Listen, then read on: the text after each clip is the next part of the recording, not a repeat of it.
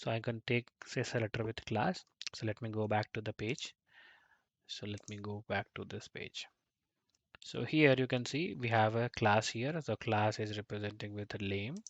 So I can take simply input node and input node followed by class, right? So I can inspect this.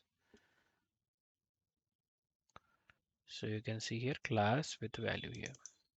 So I can copy the class value, and with the input, I'm going to put dot operator here. Dot, I'm going to paste this. So here it is little tricky to understand how many class references we have. So we have to try to keep the unique one. So let me remove a couple of the class references. So it's a one, two, and we have one more. So this has to find input class.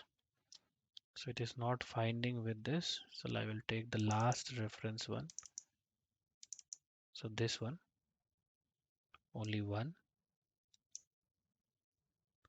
So I'm gonna remove. So you can see it is finding right now.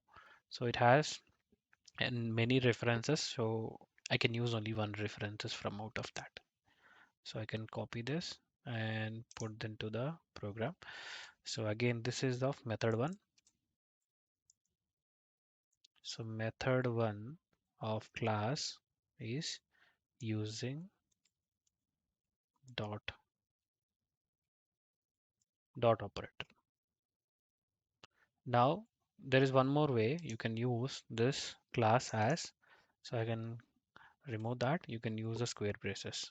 So here you can keep class equals, and you can put the same value there. So here it is not getting the accurate one. So I will again copy all the references. So it's a class. So I'm gonna put all the values. So now it is finding. So this is another way of keeping the class value references. So you can keep the method 2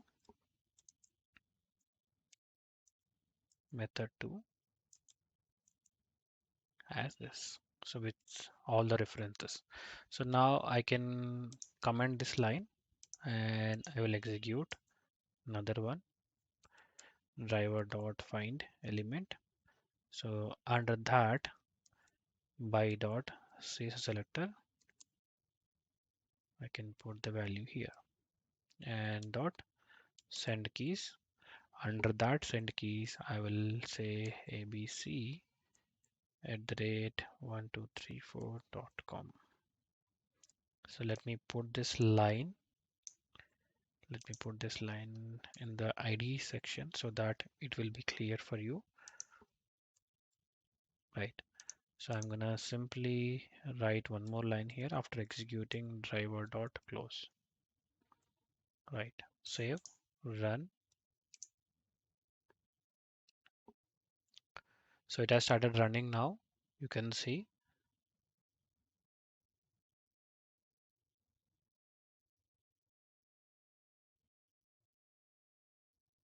So I think it is executed and it has performed.